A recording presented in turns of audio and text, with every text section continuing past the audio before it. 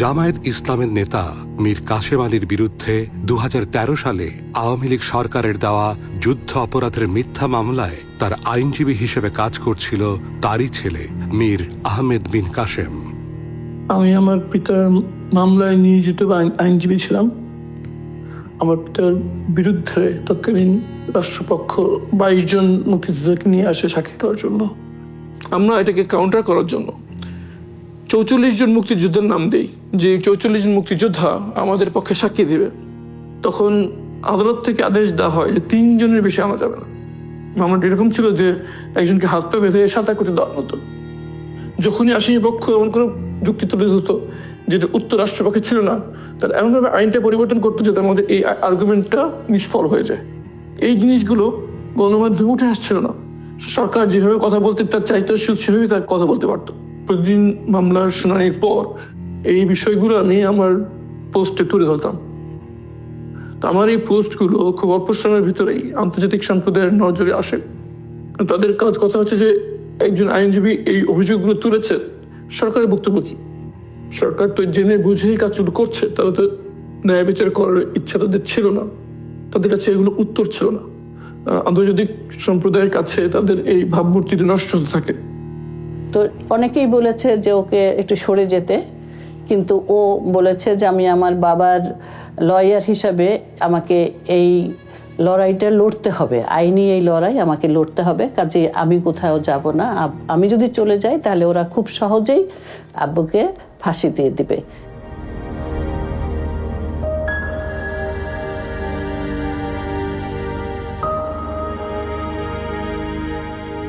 আমি কিন্তু বাংলাদেশি, আমি ব্রিটিশ বাংলাদেশি। একসাথে যদি আমরা কাজ করি অনেক অ্যাচিভ করা যাবে আমাদের কমিউনিটির জন্য। মারামারি কাটাকাটি আর নেগেটিভ ক্যাম্পেইন করে কোনো লাভ হবে না। আমরাও প্রোগ্রেস করতে পারবো না, আর আমাদের কমিউনিটিও প্রোগ্রেস করতে পারবে না। আচ্ছা, আজকের এই বিজয়ে আপনার সব থেকে বেশি মনে পড়ছে কাকে, নানাকে না মাকে? আজকে সবচেয়ে মনে পড়ছে আমার খালাকে, কারণ উনি আমাকে অনেক শিখিয়েছেন। তো একদিক দিয়ে আমার খালা আমার রোল মডেল ছিলেন। Ahmed bin Qasim, Bangladeshi man who's been disappeared by the regime, which obviously you're close with your family connections. People are saying with one phone call, just like this campaign, you could pick up the phone. This man, Ahmed bin Qasim, his family's written to you many times. We've told you about him. He's not your constituent, but with one phone call, you could make a huge difference. No, sorry. You can make a huge difference. I just want to ask. No. I just want to know. Is he Hampstead? He's not a Hampstead. No, he's not a Hampstead resident, but he's a British citizen. He's Bangladeshi, but it's being said by many people that you could sign up. British MP. I am. You're also very well connected to the regime. Born in London. Are you implying I'm a Bangladeshi politician? You have you have said many times. You said on a blog post. You said on a blog post. For Hampstead and Kilburn. You described yourself as a spokesperson for the Awami regime. I am a Labour You have Party described member. yourself as a spokesman for the regime. Your aunt is the prime minister. With one phone call, you could. No, I'm saying with one phone call, you can make a difference. What you're saying. I'm saying with one phone call, you can make a difference. 24 ঘন্টার মধ্যে কোর্টে তোলা, এটাই হচ্ছে নিয়ম। কিন্তু 24 ঘন্টা চলে গেল, আমরা কোনো হদিশ পেলাম না তার, সে কোথায় আছে, কিভাবে আছে, কোথায় তাকে নিয়ে যাওয়া হলো, কোনো কিছুই আমরা জানতাম না। কিন্তু টানা 7 বছর আমরা জানতে পারলাম না আমার ছেলে আরমান কোথায় আছে। এরকম অভিযোগ অনেকে অনেক কিছু দেয়, কিন্তু তার কোনো প্রমাণ দিতে পারেনি, কোনো নাম দিতে পারে না, কোনো কিছুই দিতে পারে না। এবং অনেক সময় দেখা যায় বলা হচ্ছে অনেক লোক নাই, কিন্তু তাকে খুঁজে পাওয়া যাচ্ছে, সে ঠিকই জীবিত আছে। আবার কেউ অনেক সময় নিজেরাই পালায়, অনেক সময় ধার কর্য করে নিজেরা লুকিয়ে ফেলে, সে ধরনের ঘটনাও আছে।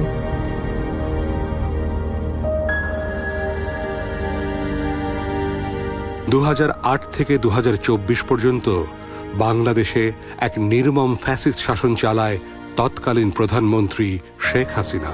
তার শাসনামলে এক অন্যতম হাতিয়ার হয়ে ওঠে গুম। যে কেউ তার সমালোচনা করলে বা তার রাজনীতির জন্য চ্যালেঞ্জ হয়ে দাঁড়ালে তাকে রাষ্ট্রীয় বাহিনী দিয়ে গুম করে ফেলা হতো। এই গুম হওয়া মানুষদের বেশিরভাগই আর কোনোদিন ফিরে আসেনি। তাদের পরিবার জানে না তারা কোথায় আছে। ধারণা করা হয় বেশিরভাগকে হত্যা করা হয়েছে। তবে তাদের মধ্যে কেউ কেউ আছে সৌভাগ্যবান, যারা 7-8 বছর পরে হলেও মুক্তি পেয়েছেন। এরকমই একজন ব্যারিস্টার আরমান 7 বছর পর মুক্তি পেয়ে আমাদের সামনে তুলে ধরেন তার বন্দি জীবনের আদ্যপান্ত।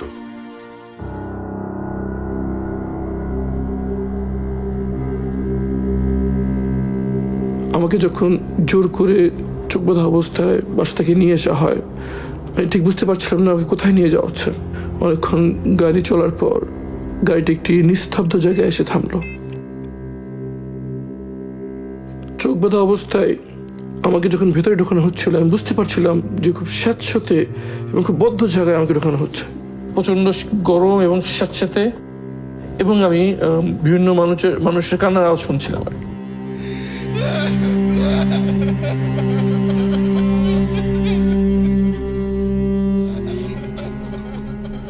আমাকে চোখ বেঁধে এই সেলের ভিতরে নিয়ে আসে। শুরু হয় আমার 8 বছর অন্ধকার জীবন। পুলিশ যখন আমাদের মামলাটা নিয়ে এত গড়িমসি করলো, আমাদের সঙ্গে দেখা করতে চাইলো না কোনো মতেই, তখন আমরা আসলে সত্যিকার অর্থেই মানে অসহায় হয়ে খুবই নিরাপত্তাহীনতা ভুগতে শুরু করলাম। আমি র্যাবের কাছে গিয়েছি, লিখিত অভিযোগ করেছি। তারা অভিযোগপত্র গ্রহণ করেছে, কিন্তু তারা স্বীকার করেনি যে আরমানকে তারা তুলে নিয়েছে। একটা সময় আমরা বাধ্য হয়ে প্রধানমন্ত্রীর কাছে গিয়েছি, রাষ্ট্রপতির কাছে গিয়েছি। তারা আমাদের সঙ্গে দেখাও করে নাই বা এ ব্যাপারে কোনো রেসপন্সও করে নাই। আমাকে নির্দেশ দেওয়া হয়েছিল যে কোনো প্রয়োজন হলে হাতকড়া দিয়ে লোহার দরজায় এভাবে 3 বার আওয়াজ করতে হবে। 3 বার আওয়াজ করে মিনিমাম 10 মিনিট ওয়েট করতে হবে কেউ আসার জন্য। যদি 10 মিনিটের মধ্যে কেউ না আসতে, 10 মিনিট পর আবার 3 বার আওয়াজ দেওয়া যাবে এভাবে লোহার দরজায়। কিন্তু যতই ইমার্জেন্সি হোক, একবার আওয়াজ দেওয়ার পর 10 মিনিটের আগে আবার আওয়াজ দেওয়া যাবে না। যদি আমি কখনো আবার আওয়াজ দিতাম, আমার সাথে দুর্ব্যবহার করা হতো। তো অনেকবার এরকম হয়েছে যে খুব জরুরি ভিত্তিতে টয়লেটে যাওয়া দরকার, আমি আওয়াজ দিচ্ছি, ওয়েট করে আছি, আবার আওয়াজ দিচ্ছি, ওয়েট করে আছি, কিন্তু আসতেছে না। এক সময় ওয়েট করতে করতে আমার কাপড় নষ্ট হয়ে গেছে। একাধিকবার এরকম হয়েছে।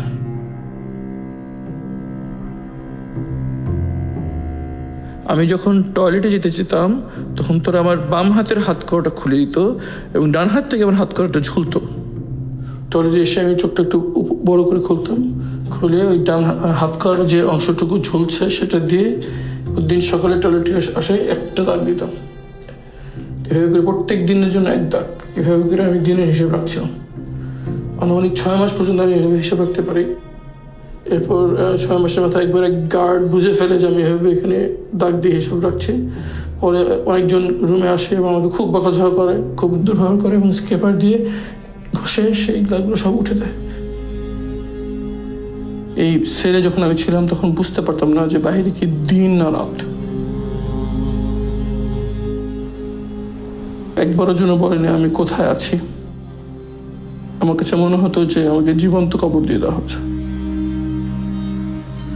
এই অন্ধকার ঘরে বন্দি অবস্থায় তারা হাতকড়া পরে রাখতো, চোখ বেঁধে রাখতো 24 ঘন্টা। তখন আমি এটা কোনোদিন মানতে পারছিলাম না। আমি বারবার বলতাম যে আমি তো বন্দি অবস্থায় আছি, দেয়ালের ভিতরে আছি, দরজা বন্ধ, এখানে কেন আমাকে চোখ বেঁধে রাখতে হবে, হাতকড়া পরে রাখতে হবে 24 ঘন্টা। তারা বলতো এটাই নির্দেশ, এখানে সব বন্দীদের সাথে এটাই করা হয়। আমার কাছে মনে হচ্ছে মেরে ফেললে অন্তত আমার এই যে কষ্ট হচ্ছে প্রচন্ড, সেটা থেকে আমার মুক্তি হবে। Bangladesh remains an important human rights priority area for the Foreign Office, and that we continue to raise allegations of enforced disappearance is at all levels of the government of Bangladesh. Prime Minister, what do you say to international NGOs who accuse your regime of suppressing human rights? That's a grave concern. What do you say? I would really ask you to respect. You're not taking questions from the British press. I've taken one question so far. I only have time. The Prime Minister has to go.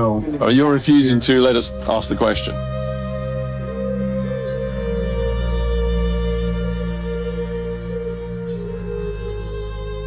যখন সকালে প্রহরীরা নাস্তা নিয়ে আসলো, তো অনেক ভয়ে, অনেক কষ্ট, মানে মনে মনে আশঙ্কা নিয়ে ভীত সন্তুষ্ট হয়ে আমি বললাম যে আমি রোজা আছি। তো আমি চোখ বাঁধা অবস্থায় কিন্তু ফিল করছি যে প্রহরী এসে অনেকক্ষণ চুপ করে থেকে একটু মুখ খারাপ করে বললো যে সেরে কি দেখেছিস। তাই বললাম যে আমি সেই পানি খেয়েছি, পানি ছিল, পানি খেয়েছি। তারপর তারা যেন আমাকে আর কিছু না বলতে পারে এই জন্য আমি নামাজে দাঁড়িয়ে গেলাম। 10 মিনিট আমি নামাজ পড়তেছি, দীর্ঘ নামাজ পড়তেছি, লম্বা সময় রুকু, লম্বা সেজদা দিয়ে আমি দীর্ঘ নামাজ পড়তে যাচ্ছি। 10 মিনিট পর আবার 10-12 জন আসলো, এসে খুব খারাপ যে একজন বলতেছে ভং ধরছে, নামাজের ভং ধরছে, এটা দে একটা বাড়ি বলে ওয়ালে বাড়ি দিচ্ছে, আমার যে জায়গায় সেজদা দিই ওই জায়গাটা বাড়ি দিচ্ছে। কিন্তু আমি চমকে যাচ্ছি প্রতি আওয়াজে, কিন্তু আমি নামাজ শেষ করছি না, আমি নামাজ করে যাচ্ছি। তারা চলে গেল, যাওয়ার সময় খাবারটা নিয়ে গেল। আমার মনে আছে আমি নামাজ শেষ করে একদম 4 হাত পা ছড়ে পড়ে গেলাম সাথে সাথে। আমরা সবাই আসলে ফেসবুকে বা সোশ্যাল মিডিয়ায় বেশ সোচ্চার ছিলাম, এবং এই লেখাগুলোকে কেন্দ্র করেও তারা আমাদের উপরে অত্যাচার করার চেষ্টা করতো বিভিন্নভাবে। তো এটার জন্য জবাবদিহি করা, এটার জন্য বাসায় পুলিশ চলে আসা, ঘরের সমস্ত মালপত্র ক্রোক করে নিয়ে যাওয়া হচ্ছে, 3-4টা ভ্যান ভর্তি করে তারা আমাদের জিনিসপত্র নিয়ে গেছে। পাড়ার লোকজন তাকিয়ে থেকে দেখেছে। আমাদের কথাগুলো আমরা কোথাও বলতে পারি নাই, আমরা কোনো সাংবাদিক সম্মেলন করতে পারি নাই, আমরা কাউকে জানাতে পারি নাই, কারণ আমাদেরকে বলা হয়েছে যে যত বেশি আমরা প্রচার করব, যত মানুষকে বলবো, তত বেশি ওকে জীবিত পাওয়া আমাদের জন্য অনিশ্চিত হবে ব্যাপারটা। 3 মাস পর্যন্ত আমি আশায় ছিলাম যে হয়তো 3 মাস পর একটা কিছু হবে, 3 মাস পর একটা কিছু হবে।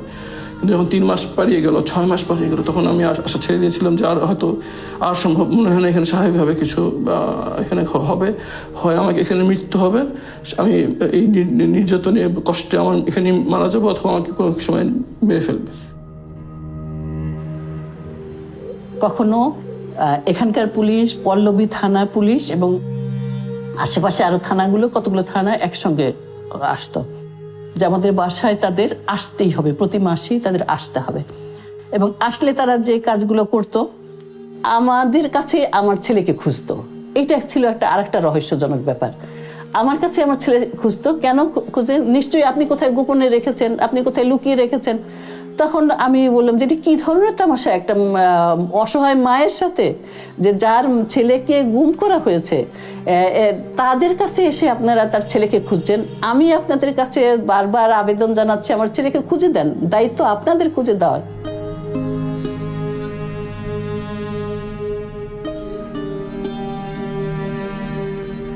যখনই কোনো অসময়ে দরজা খুলতো, বিভিন্ন তার সময় তার পরিদর্শনে আসতো, তখন আমার কাছে মনে হতো যখনই মনে আমাকে নিয়ে মেরে ফেলবে আর কি। এরকম একটা হত্যা করে ফেলবে এই আশঙ্কা প্রতি মুহূর্ত, প্রতিদিন এই আশঙ্কা নিয়ে থাকতে হতো আর কি। ভিতরে থেকে আমাকে খেয়ে ফেলছিল যে কিভাবে চলছে আমার ফ্যামিলি, কিভাবে চলছে আমার মা, কিভাবে আছেন, কেমন আছেন আমার মা। জানতে পারছিলাম না যে যেই পিতার জন্য আমি সবকিছু উৎসর্গ করে দিয়ে তার মামলা পরিচালনার জন্য নিজেকে নিয়োজিত করেছিলাম, তার মামলার কি হলো শেষ পর্যন্ত। তাকে কি খালাস দেওয়া হলো, যাবজ্জীবন দেওয়া হলো, না ফাঁসি দেওয়া হলো, এটাও আমাকে জানতে দেয়নি তারা। এইসব চিন্তা আমাকে একেবারে আমার মনে হচ্ছে যে আমার মাথা ফেটে 2 ভাগ হয়ে যাবে দুশ্চিন্তায়। আমি প্রায় অসুস্থ পড়তাম, ব্লাড প্রেশার হাই হয়ে যেত, খিচুড়ির মতো অবস্থা হতো, চোখ উঠে যেত, ব্লাড সুগার মাপতে যে ডায়াবেটিস মাপার মেশিন আছে, অক্সিমিটার আছে, এমনকি ইসিজি মেশিনও আছে। আমাকে বেঁচে থাকার জন্য যে ন্যূনতম উপায় উপকরণ দরকার ছিল সেটা তারা দিত না, আবার কেউ মরে যাবে সেটাও তারা হতে দিত না।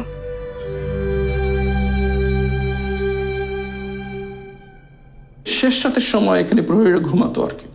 সে সময় মাঝে মাঝে আমি একটু হালকা করে চোখটা লুজ করে এই আশেপাশে দেখার চেষ্টা করতাম। কোনো রকম বাইরের সাউন্ড, বাইরের আওয়াজ যাতে আমরা বুঝতে না পারি, এই জন্য এই জায়গায় একটা খুব হাই পাওয়ারের এক্সস্ট ফ্যান চলতো, যেটার মাধ্যমে বাইরের সকল আওয়াজ ঢেকে যেত। আমি বুঝতে পারতাম না বাইরের দুনিয়া কি কোথায় আছে, কি আছে। এই ফ্লোরেই আমি ঘুমাতাম, এবং আমার মনে আছে যে ঘামে ফ্লোর এমনভাবে ভিজে যেত, মনে হয়তো কেউ পেশাব করে দিচ্ছে আর কি, পানি ফেলে দিচ্ছে, এরকম নিজের ঘামে এই পুরোটা ভিজে থাকতো আর কি। আর গামছাটা থাকতো, আমি প্রথমে বুঝতে পারিনি, পরে একবার হিট স্ট্রোক হলো, তখন তারা বললো যে এই গরমের মধ্যে বেঁচে থাকার উপায় হচ্ছে গামছাটা পানিতে ভেজে গা মোছা। তো এটা খুব চেষ্টা করতাম আর কি। যখনই বাইরে বৃষ্টি হতো তখন একটা জিনিস হতো, সেটা হচ্ছে গিয়ে টয়লেট যেখানে পানি যায় সে জায়গাতে কেঁচো ঢুকে যেত এখানে আর কি। বড় বড় কেঁচো, তেলাপোকা, আরশোলা, ছ্যাঙ্গা, এগুলো নড়াচড়া করতো আর কি। আমি তো ভিতরে কারোর সাথে কথা বলতে পারতাম না, মনে হতো যে একটু কথা বলতে পারলে কত না ভালো লাগতো। তখন আমি ওই কীট পতঙ্গের সাথে কথা বলতাম, পিঁপড়ার সাথে কথা বলতাম, টিকটিকির সাথে কথা বলতাম। টিকটিকি নাম দিয়েছিলাম টুকটুকি, তাকে আমি কথা বলতাম মানুষের সাথে যেভাবে কথা বলি। আমি জিজ্ঞেস করতাম, টুকটুকি তোর ছেলে মেয়ে কটা? আমার 2 মেয়ে। তোর ইয়া কটা? আমার মেয়ে খেতে চাই, তোর মেয়ে খায় নাকি ঠিক মতো? বাচ্চারা খায় নাকি ঠিক মতো? আমার বাচ্চাদের জন্য দোয়া করিস। কেউ তুই তো চলাফেরা করতে পারিস, আমি তো তাও করতে পারি না। পিঁপড়াকে কথা বলতাম, জিজ্ঞেস করতাম কিরে তোরা কেমন আছিস? তোরা তো বাইরে যেতে পারো, আমি তাও যেতে পারি না। বাইরে কি অবস্থা? রোদ কেমন আজকে, গরম কেমন আজকে, শীতকালে ঠান্ডা কেমন আজকে? ঠিক পিঁপড়ার সাথে কথা বলতাম, মনটা একটু হালকা হতো আর কি। কথা বলতে পারতেছে একটা জীবন্ত কিছু একটার সাথে।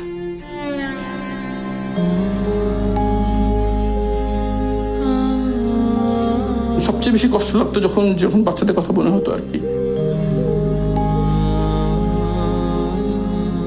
যখন আমার ক্ষুধায় কষ্ট হতো তখন মনে হতো বাচ্চাদের কি অবস্থা, ওরা কি খেতে কিভাবে খাচ্ছে। বিশেষ করে বড় মেয়ে আমাকে ছাড়া খেতে চেত না, কেমন আছে, খুব কষ্ট দিত। যখন আমার ঠান্ডায় কষ্ট হতো, আমার 2 মেয়ে আমার মতো অ্যাজমা আছে, তো আমি ঠান্ডায় অবস্থা, তাদের কি অবস্থা। আর একই সঙ্গে আমার মনে হতো যে যদি আমার এরকম লাগছে, নিশ্চয়ই আমার আম্মার কেমন লাগছে। যদি আমার খেতে কষ্ট লাগে তাহলে আমার আম্মার কেমন লাগতেছে, এরকম মনে হতো। মনে মনে আল্লাহকে দোয়া করতাম, চলো আম্মাকে যেন জানিয়ে দেন যে তার সন্তান জীবিত আছে।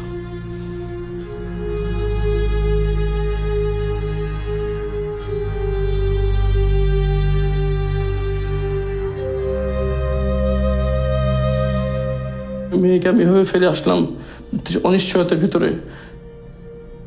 সে যদি জানতো যে আমি মারা গেছি তাহলে হয়তো সে অন্য সিদ্ধান্ত নিতে পারতো, কিন্তু সেটা তো সে জানতে পারেনি আর কি। তার জন্য খুবই খারাপ লাগতো যে তার হক আমি তাকে দিতে পারিনি।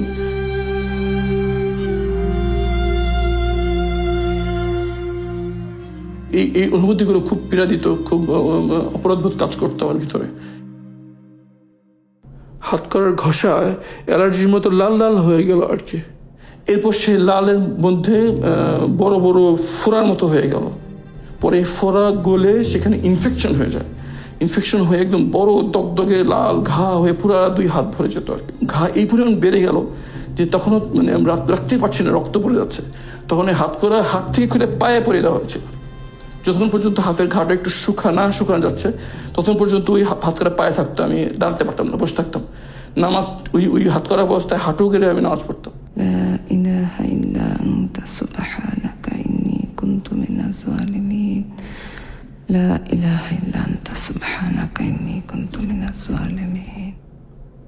মায়ের ডাকের মাধ্যমে যেমন জাতিসংঘ থেকে প্রতিনিধি দল এসেছিল, তার সঙ্গে সাক্ষাৎ করার চেষ্টা করেছি, কিন্তু সেটা আমাদেরকে করতে দেওয়া হয় নাই। আমরা হোটেল শেরাটনে যেখানে তারা অবস্থান করছিলেন সেখানে গিয়ে তাদের সঙ্গে দেখা করার চেষ্টা করেছি, কিন্তু বারবার আমাদেরকে গাড়ি ঘুরিয়ে দেওয়া হয়েছে, আমাদেরকে সেখানে ঢুকতেই দেওয়া হয়নি। আমাকে ছেড়ে দেওয়ার 3-4 দিন আগে খাবার দেওয়ার সময় একজন আমার হাত ধরে ফেলে এবং বলে যে খুব বেশি দোয়া করেন। আমি মনে করেছি যে এটা আমাকে তারা মেনে ফেলবে সিদ্ধান্ত নিয়েছে, এই পূর্বাভাস আমাকে দিয়েছে। বেশি বেশি করে ইবাদত বাড়িয়ে দিই এবং মানসিকভাবে তৈরি হয়ে হয়তো যে কোনো সময় মেনে ফেলবে।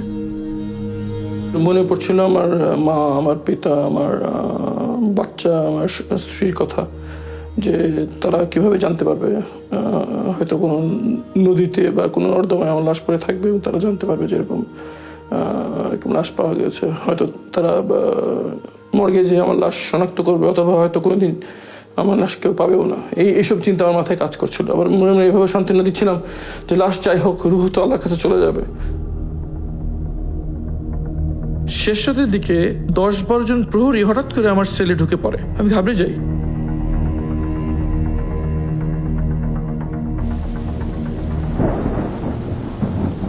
গামছা দিয়ে আমার চোখ বাঁধল। এরপর আমার হাতটা গামছা দিয়ে হাত বেঁধে ফেললো, বের করে আমাকে বের করে নিয়ে আসলো। আমি মনে করলাম যে আমাকে মেরে ফেলা হবে, তাই মানসিকভাবে নিজেকে প্রস্তুত করলাম। সূরা ইয়াসিন পড়তে থাকলাম যাতে মৃত্যু সহজ হয়।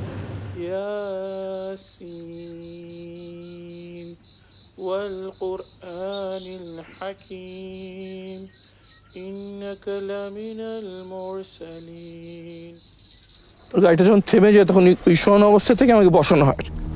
বসানো অবস্থায় তখন একজন সিনিয়র করে একজন আমাকে জিজ্ঞেস করছে যে আমরা কারা। আমি বললাম যে আমি জানি না, চোখ বাঁধা অবস্থায়। তারপর জিজ্ঞেস করলো যে তুই কোথায় ছিলি। আমি বললাম যে আমি বলতে পারবো না। তখন আমাকে বললেন যে সবাইকে এটাই বলতে হবে। তবে গাড়ি থেকে আমাকে নামিয়ে দেওয়া হয় আওয়াজ পেলাম যে গাড়িটি ট্রেনে চলে গেল। আমার মনে আশঙ্কা এই কাজ করছিল যে সামনে হয়তো কয়েকজন দাঁড়িয়ে আছে, এখন একটা গুলির আওয়াজ শুনবো, তারপর সব শেষ হয়ে যাবে। 1 ঘন্টার মতো ওখানে স্পটে দাঁড়িয়ে থাকলাম, কোনো পোকামাকড়ের আওয়াজ ছাড়া আমি কিছু শুনতে পেলাম না আর কি। তখন মনে একটু সাহস সঞ্চয় করে আস্তে করে হাতটা আলগা করার চেষ্টা করলাম, দেখলাম হাতটা আলগা হয়ে গেল। তারপর আমি চোখের কাপড়টা একটু লুজ করার চেষ্টা করলাম, চোখটা লুজ হয়ে গেল। আমি চোখের নিচ দিয়ে এদিক ওদিক তাকালাম, তাকে দেখলাম যে পিছনে এরকম ঝোপঝাড় আর দূরে একটা আলো দেখা যাচ্ছে আর কি। আমার 2 চোখে ছানি পড়ে গিয়েছিল, আমি সব কিছু ঘোলা দেখছিলাম আর কি।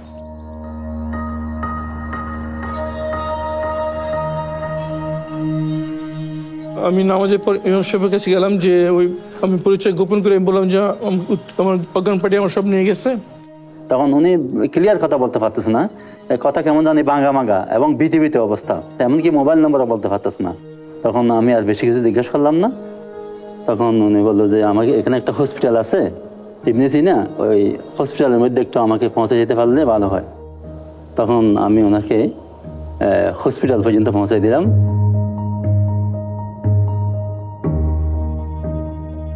আমি ভয় পাচ্ছিলাম যে কেউ আমাকে চিনে ফেলে কিনা, বিশেষ করে তৎকালীন সরকার পক্ষে কেউ আমাকে চিনে ফেলে কিনা। এই ভয়ে আমি গামছা দিয়ে মুখ ঢেকে বসেছিলাম।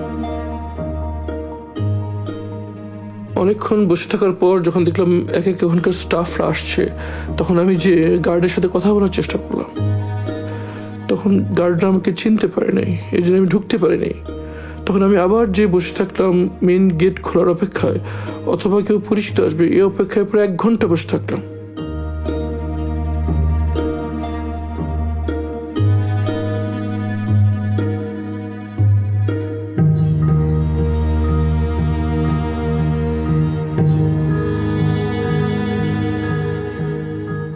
এক ঘন্টার মতো আমি বসে থাকলাম, কিন্তু পরিচিত কাউকে পেলাম না। এরপর যখন রোগীদের আসা যাওয়ার জন্য প্রধান গেটটি খুলে দেওয়া হয়, তখন আমি ভিতরে চলে যাই।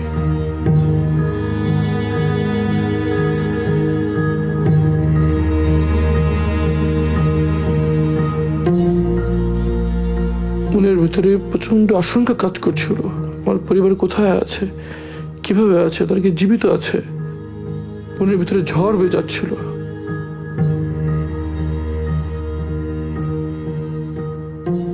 একটু পর ইবনে সিনার পিআর অফিসার আশরাফ সাহেব সেখানে আসেন। উনি আমাকে আমার রুমে নিয়ে যান, যদিও তিনি আমাকে তখন চিনতে পারেন নাই। তো আমি ওনার কাছে স্মার্টফোনটা নিয়েই আমি গুগলে যাই এবং আমার নাম সার্চ দিই। সার্চ দেওয়ার সাথে সাথে এই ছবিটা স্ক্রিনে ভেসে ওঠে। তখন আমি ঠিক আমার চেহারা কাছে ভেবে নেই, আমাকে দেখা যায় ওনাকে চিনেন কিনা। তখন সাথে সাথে ভাই আমাকে চিনতে পারে এবং খুব আবেগ আপ্লুত হয়ে পারেন আর কি। কথায় কথায় তার কাছ থেকে আমি প্রথম জানতে পারি যে 5ই আগস্ট শেখ হাসিনা পালিয়ে গিয়েছে। আমি তো বিশ্বাসই করতে পারছিলাম না, আমার কাছে স্বপ্নের মতো মনে হচ্ছিল।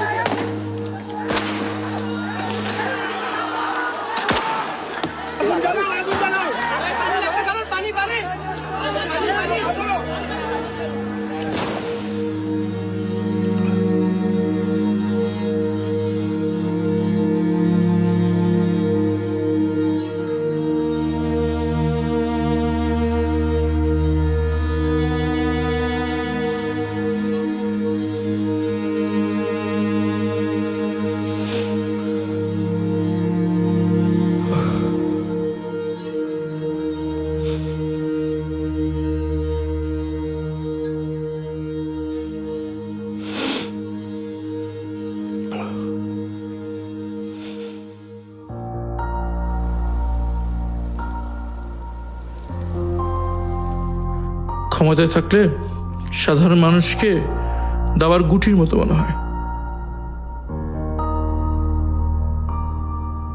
ক্ষমতায় থাকলে মানুষকে আর মানুষ মনে হয় না।